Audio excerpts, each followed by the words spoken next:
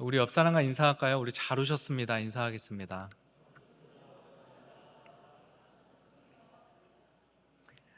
우리 날씨를 뚫고 예배 자리를 사모해 이 자리에 나오신 모든 우리 성도님들을 주님의 이름으로 환영하고 축복합니다. 오늘 여러분과 함께 나눌 말씀의 제목은 살리는 것이 중요하다, 이런 제목으로 우리 함께 말씀을 나누도록 하겠습니다. 자, 오늘 우리가 읽은 이 본문의 말씀은요, 바울이 1차 전도행을 마치고 2차 전도행을 시작하는 장면입니다. 자, 오늘 본문 1절에 보니까요, 바울이 이제 2차 전도행을 시작하는데 그 여정이 1절에 나옵니다. 바울은 더베와 루스드라에도 갔다. 자, 바울이 더베와 루스드라에도 갔다는 거예요. 자, 이 더베와 루스드라는 바울이 1차 전도여행 때 방문했던 곳입니다. 1차 전도여행 때 방문했던 곳을 지금 다시 방문하는 거예요. 여러분, 지도를 간단하게 보니까요, 앞에 지도가 있는데요, 여러분이 보실 때 지도가 여러분 오른쪽 중간에 제가 안디옥이라고 동그라미를 쳐놨죠? 여러분 보이시나요? 안디옥이 선교 파송교회입니다. 그러니까 사도 바울의 1차 전도여행과 2차 전도여행의 출발이 저기 안디옥으로부터 시작되는 거예요. 그리고 안디옥은 이방인 최초의 교회, 그렇죠? 이방인 최초의 교회. 그리고 이방인들이 세워져서 이방인들로 중심이 된 교회였는데 거기 바나바가 목회를 했었죠. 그런데 바나바가 목회를 하다가 다소에서, 사도 바울의 고향 다소에서 치과하고 있던 사도 바울을 공동 목회자로 초청을 했죠.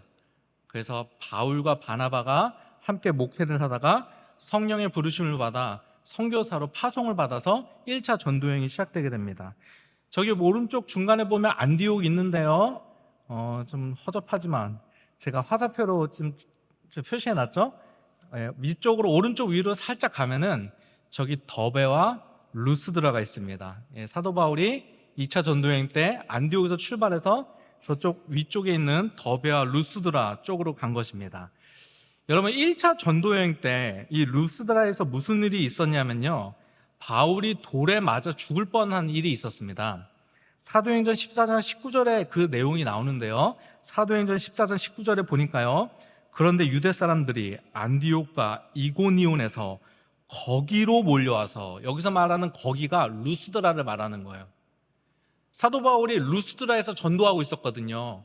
그랬더니 다른 지역에 있던 유대인들이 바울이 루스드라에서도 전도한다는 소식을 듣고 루스드라로 몰려와서 군중을 설득하고 바울을 돌로 쳤다. 사람들을 이간질시키는 거예요. 바울이 잘못된 사람이라고 말했던 거예요. 그래서 바울을 돌로 치기 시작했는데 어떻게 됐냐? 그들은 바울이 죽은 줄 알고 그를 성 밖으로 끌어냈다. 여러분, 돌을 얼마나 맞았는지 바울이 죽은 줄 알았다는 거예요. 죽었네. 그래서 성 밖으로 시체 버리듯이 버렸다는 거예요. 여러분, 돌을 얼마나 많이 맞았으면 죽은 줄 알았겠습니까? 그러니까 실제로는 거의 기절했던 거죠. 거의 죽을 정도까지 갔던 거죠. 여러분, 사람이 충격적인 사건을 경험하면 트라우마라는 것이 생깁니다. 그래서 그 장소를 다시 방문한다든지 비슷한 상황이 되면은 예전에 경험했던 사건과 감정들이 떠오르게 되어 있습니다. 여러분이 만약에 바울이라면 루스드라에서 복음 전하가 돌에 맞아 죽을 뻔했는데 그곳에 다시 가고 싶을까요? 여러분, 바울이 이곳에 다시 가고 싶었을까요? 그럼에도 불구하고 바울이 루스드라에 방문한 이유가 무엇인가? 1절에 계속해서 보니까요, 오늘 보면 1절에 그 이유가 나옵니다. 1절을 다시 보니까요, 바울은 더베와 루스드라에도 갔다. 거기에는 디모데라는 제자가 있었는데, 여기 누가 있었던 거예요? 디모데가 여기 있었던 거예요. 디모데를 만나기 위해서 갔던 것입니다. 실제로 바울의 2차 전도여행에 디모데가 합류하게 됩니다. 여기서 합류하게 되는 거예요. 여러분, 디모데는 어떤 사람인가? 여기 오늘 보면 1절에 보면요, 디모데에 대해서 뭐라고 표현하고 있어요? 제자라는 거예요. 여러분, 한번 생각을 해보세요. 나한테 복음을 전한 사람이 복음 전하다가 맞아 죽을 뻔했습니다. 그 복음이에요. 복음이 기쁜 소식이니까요. 그 소식을 전하다가 맞아 죽을 뻔했어요. 여러분 같으면 그 복음 따르시겠습니까? 저 복음 전하는 사람이 맞아 죽을 뻔했는데. 그런데 오늘 보면 2절에 보면은 이 디모데는요, 제자일 뿐 아니라 믿음 좋은 사람으로 소문이 난 사람이었다는 거예요. 오늘 보면 2절 말씀 볼까요? 2절에 보니까요, 디모데는 루스드라와 이고네에 있는 신도들에게 호평받는 사람이었다. 믿음에 칭찬받는 사람이었다는 거예요. 자, 근데 여기도 보면요, 디모데가 어디서 칭찬받아요? 루스드라와 이고니온. 여러분, 디모데가 어디 있었죠 지금? 루스드라에서 있었잖아요. 루스드라에. 이고니온은 옆 동네란 말이에요. 지금이야 차가 있으니까 청주에서 세종 같은 거리는 오고 가는 것이 쉽지만, 예전에 교통이 발달되지 않았을 때는 지역마다 소문이 퍼진다는 게 지금보다 훨씬 어려웠단 말이에요.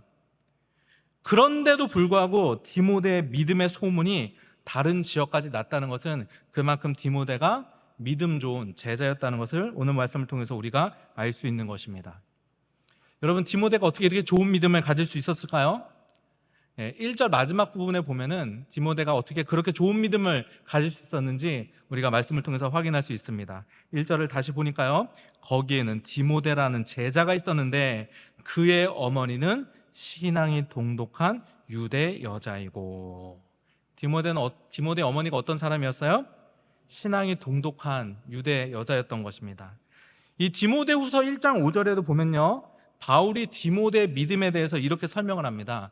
디모데후서 1장 5절에 보니까요, 나는 그대 속에 있는 거짓 없는 믿음을 기억합니다. 그 믿음은 먼저 그대의 외할머니 로이스와 어머니 유니게 속에 깃들여 있었는데 그것이, 그 믿음이 그대 속에도 깃들여 있음을 나는 확신합니다. 디모데가 이렇게 좋은 믿음의 사람, 그리고 바울의 2차 전도 여행으로 동역자로 이렇게 쓰임받을 수 있었던 이유가 지금 뭐라고 말하고 있어요? 그 기초, 이 디모데의 믿음의 시작은 어디로부터 시작됐다고 지금 말하고 있는 거예요? 디모데 외할머니 그리고 어머니로부터 이어받은 그 기도와 믿음이 디모데에게까지 이어졌다고 성경이 말씀하고 있는 것입니다. 여러분, 디모데 어머니가 신앙생활하기 좋은 환경이었을까요? 디모데를 믿음으로 양육하기 정말 좋은 환경이었을까요? 그렇지 않습니다. 디모데의 아버지는요, 이방인이었어요.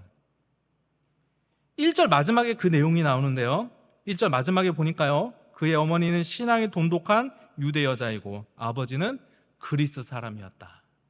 아버지는 이방인이에요. 아마 디모데의 어머니는 아들을 홀로 신앙으로 양육해야 했을 것입니다.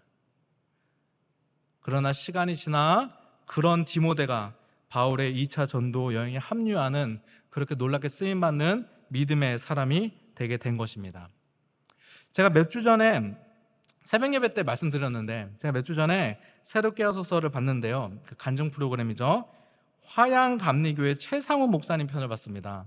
제가 그때 보면서 너무 큰 감동을 받아서 지금 몇 번째 제가 인용을 하는데요, 이 최상훈 목사님은 어릴 적에 아버지가 공주에서 목회를 하셨는데요, 어릴 적 집안이 너무나 가난해서 아들이 셋이 있었는데 아들 셋을 집에서 키울 수가 없었다고 합니다.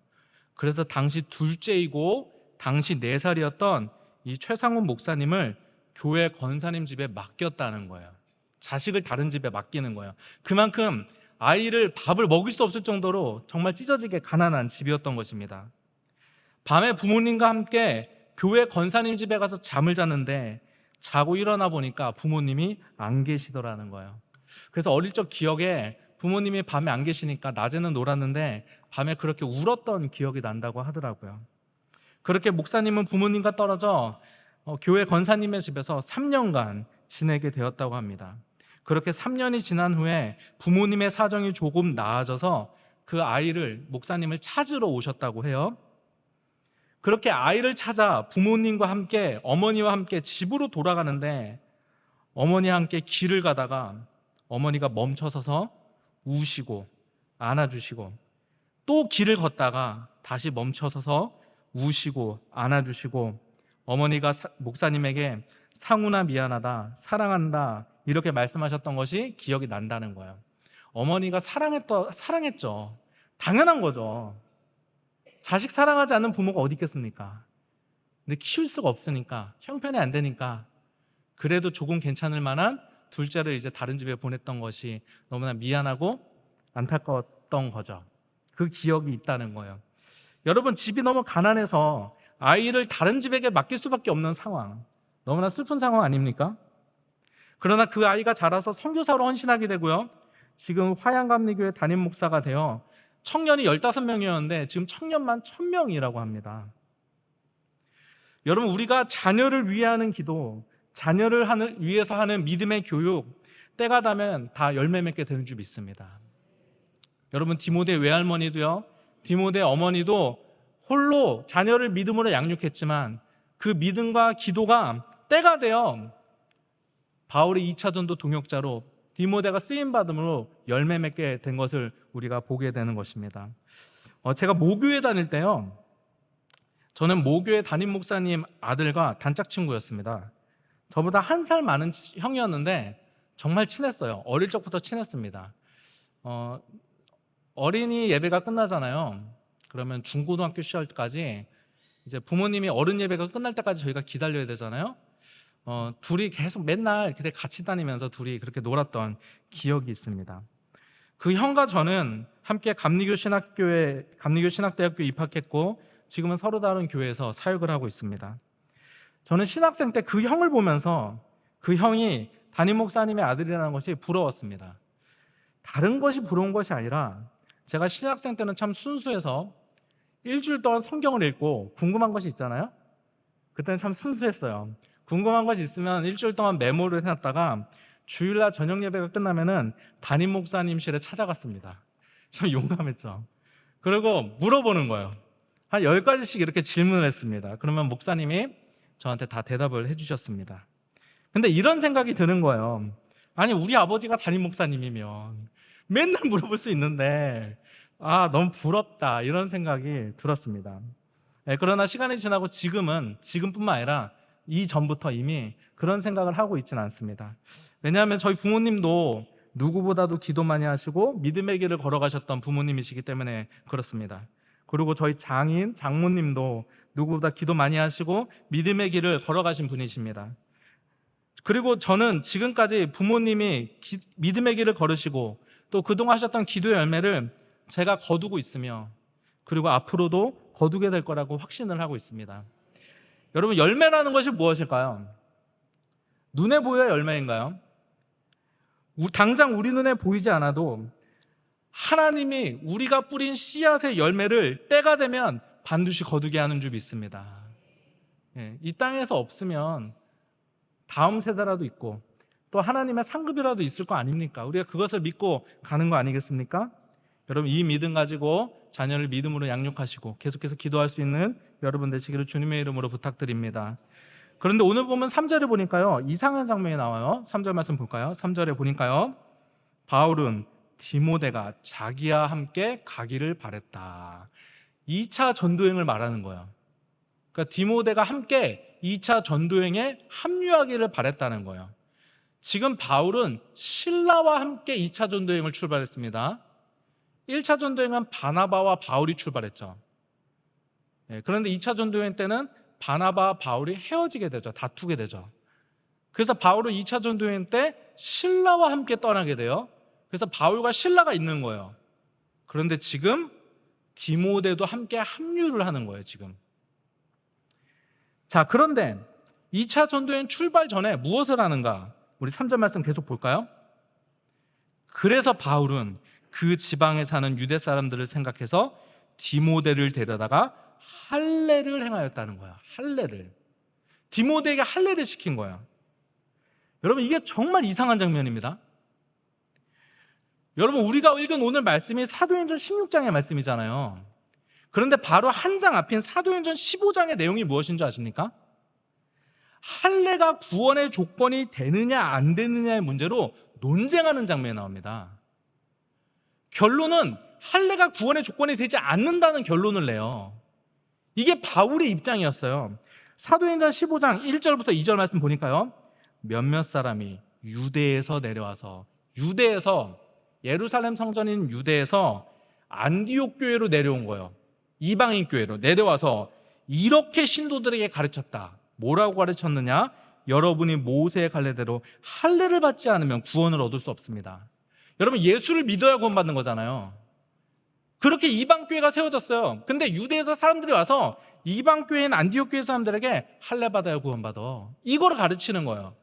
그러니까 2절 말씀 보세요. 2절. 그래서 이런 잘못된 교리를 전하니까 바울과 바나바, 목회자잖아요. 안디옥교회 목회자잖아요. 바울과 바나바 두 사람이 그들 사이에서, 이 유대에서 내려온 할례를 받아야 주장한다는 사람 사이에서 적지 않은 충돌과 논쟁이 벌어졌다. 이 논쟁이 벌어지는 거예요. 할례를 받아야 되느냐 안 되느냐 갖고. 그래서 안디옥 교회에서 할례가 구원의 조건이 되느냐라는 문제를 가지고요, 예루살렘 교회의 판결을 받기 위해 예루살렘 교회로 바나바와 바울을 파송합니다. 그러니까 예루살렘 교회에서 결론을 내달라는 거예요, 공식적으로. 그리고 논쟁 끝에 할례는 구원의 조건이 되지 않으니 이방인에게 할례 행할 것을 요구하지 말자는 공식적인 결정이 이루어지게 됩니다. 그래서 바울이 전도행해서 가면서 이방인들 교회들에게 할례 받지 않아도 된다. 다만 유대인들이 싫어하는 목매어 죽인 거, 이런 것들을 행하면 안 된다, 이런 것들을 전한단 말이에요. 그러니까 여러분 잘 보세요. 오늘 본문 바로 앞에 할례를 하면 안 된다고 주장하고 싸우고 논쟁했던 바울이 오늘 본문의 디모데에게 할례를 행하는 거예요. 왜 그랬을까요? 그 이유가 오늘 본문 3절에 나오죠. 3절을 우리 다시 한번 볼까요? 바울은 디모데가 자기와 함께 가기를 바랬다. 그래서 바울은 그 지방에 사는 유대 사람들을 생각해서 디모데를 데려다가 할례를 행하였다. 할례를 행한 것은 디모데의 아버지가 그리스 사람이라는 것을 그들이 모두 알고 있었기 때문이다. 이것이 이유인 거죠. 여러분, 왜 디모데에게 할례를 행했죠? 유대인들 때문에. 무슨 말이죠? 앞으로 전도행하고 또 예루살렘 회의의 소식을 전하며 유대인들을 만나게 될 텐데, 사람들이 디모데의 아버지가 이방인이라는 것을 알고 있기 때문에 문제가 생길까봐, 관계를 맺는데 문제가 생길까봐 할례를 행하게 됐다는 거예요. 자, 여러분, 할례를 행하는 것이 옳습니까? 옳지 않습니까? 할례를 하는 것이 옳습니까? 옳지 않습니까, 여러분? 옳지 않습니다. 할례를 행하지 않아도 됩니다. 그런데 바울이 지금 옳고 그르냐의 논리가 아니라 어떠한 논리를 가지고 있는 거예요? 무엇이 옳은가를 말하는 것이 아니라 옳고 그름보다 더 중요한 가치가 있는데, 그것은 사람을 살릴 수 있는가, 사람을 살리는가, 이 가치를 지금 붙잡고 있는 것입니다. 우리는 무엇이 옳은가에 관심이 있습니다. 그러나 교회는 무엇이 옳은가보다 더 중요한 가치가 있는데, 그것은 사람을 살리는 가치가 더 중요한 줄 믿습니다. 여러분, 아무리 옳아도요, 사람이 죽으면 잘못된 거예요. 이 말은 옳은 거 다 필요 없다, 우리 진리 버리자, 이런 거 아니에요. 타협하자는 말이 아니에요. 우리가 지켜야 될 진리 지켜야 됩니다. 타협할 수 없는 것들이 있습니다. 근데 본질적인 거 외에 무엇이 옳으냐의 문제보다 더 중요한 가치가 있다는 것을 말씀드리는 거예요. 여러분, 아무리 옳아도요, 사람이 시험에 들면은 잘못된 것일 수도 있습니다. 무조건 잘못된 건 아니죠. 그러니까 잘못된 것일 수도 있다는 거예요. 여러분, 사람들이 이런 질문합니다. 술 먹는 게 죄예요? 담배 피는 게 죄예요? 그 다음에 무슨 질문하죠? 여러분 아세요? 성경 어디에 나오나요? 꼭 그렇게 질문하지 않습니까? 술 먹는 게 죄예요? 담배 피는 게 죄예요? 성경 어디에 있나요? 여러분, 기독교는 그런 차원이 아닙니다. 무엇을 먹으면 죄냐 아니냐의 차원이 아니에요. 술 먹고 담배 피는데 누군가가 나 때문에 실족해요. 그러면 죄입니다. 고린도전서 8장 13절에 바울이 이런 말합니다. 그러므로 음식이 내 형제를 걸어서 넘어지게 하는 것이라면 그가 걸려서 넘어지지 않게 하기 위해서 나는 평생 고기를 먹지 않겠습니다. 고기를 평생 먹지 않겠다는 거예요.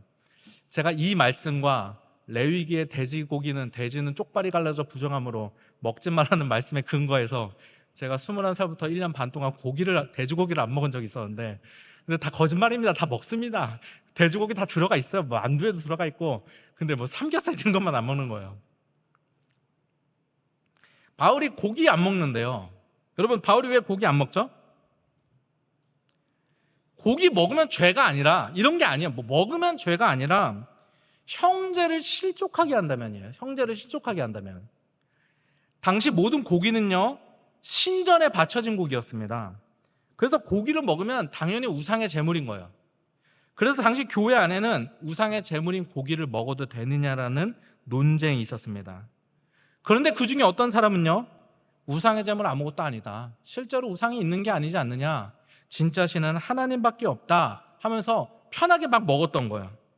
그런데 바울이 무슨 말을 하냐면요, 맞다, 우상 아무것도 아니다, 참 신은 하나님밖에 없다, 그런 논리를 가지고 먹을 수도 있다. 그러나 내가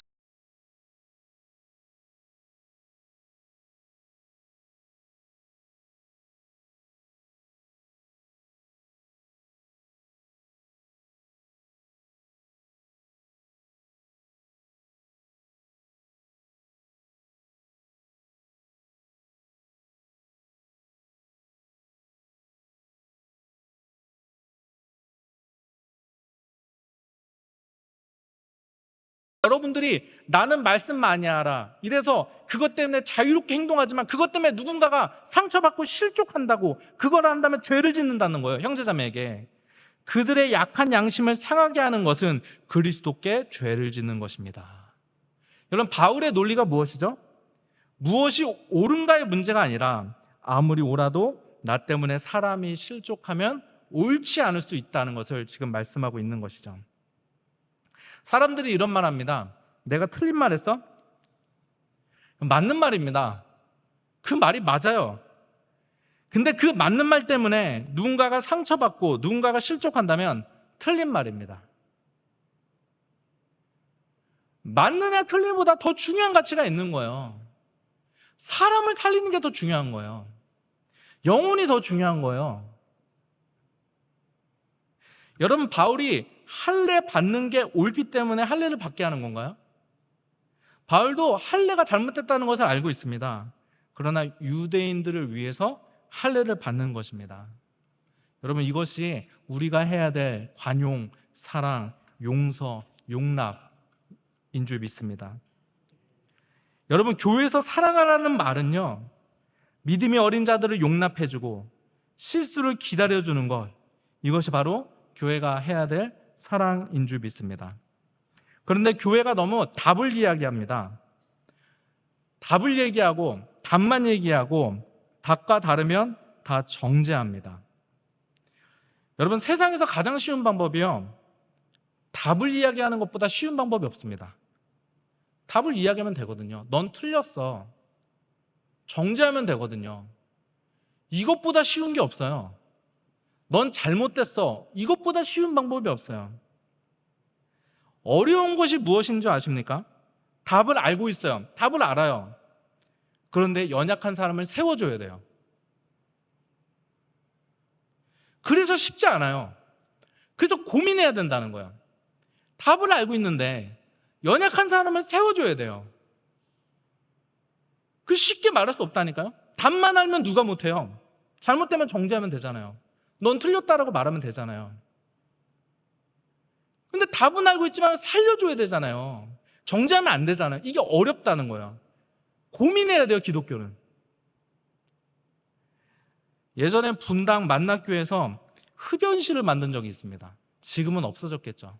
더 이상 이슈가 되지 않는 거 보니까 아주 오래전 이야기로 알고 있습니다. 여러분, 제가 한번 질문 드려보겠습니다. 여러분 한번 생각을 해보세요. 만약 교회에서 흡연실이 만들어진다면 흡연실에 들어가서 담배 필 사람 있을까요? 없을까요?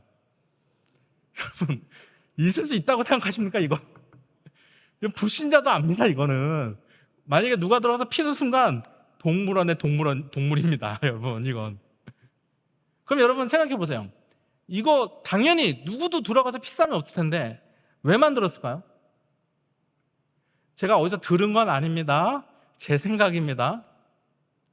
흡연실을 만들었다는 것은요, 세상을 향한 메시지입니다. 담배 피는 사람도 교회 올 수 있습니다. 믿음이 어린 사람도 예수 믿을 수 있습니다. 전 이 메시지라고 생각합니다. 담배 피면 되냐 안 되냐? 안 되죠. 근데 그들도 예수 믿어야 되잖아요. 맞지 않습니까? 살려야 되잖아요. 신자가 담배 피면 돼? 여러분, 이렇게 말하면요, 초신자가 설 자리가 없어요. 교회가 정답만 얘기하잖아요. 당연히 진리에 관해서는 우리가 타협할 수 없습니다. 그 외의 것들을 말하는 것입니다. 여러분, 교회가 정답만 얘기하잖아요. 초신자가 설 수 없습니다. 여러분, 또 사실 하나님이 옳고 그름으로 따지시면요, 우리 중에 살아남을 자 없습니다. 누구도 하나님 앞에 인정받을 사람 없습니다. 여러분, 우리는 서로의 실수를 용서하고 용납할 수 있어야 하나님이 원하시는 교회가 되는 줄 믿습니다. 에베소서 4장 2절에 보니까요, 겸손함과 온유함으로 깍듯이 대하십시오. 오래 참음으로써 사랑으로써 서로 용납하십시오. 용납하래잖아요. 골로새서 3장 13절에 보니까요, 누가 누구에게 불평할 일이 있더라도 서로 용납하여 주고 서로 용서하여 주십시오. 주님께서 여러분을 용서하신 것과 같이 여러분도 서로 용서하십시오. 여러분, 우리 좋은 교회가 서로 용서하고 용납하고 사람들을 살리는 쪽으로 방향성을 잡고 나아갈 때 우리 교회 안에 놀라운 하나님의 축복의 역사가 있게 되는 줄 믿습니다. 이 원리 기억하시고 여러분, 사랑으로 사람들을 대하고 섬길 수 있는 여러분 되시기를 주님의 이름으로 부탁드립니다. 기도하겠습니다.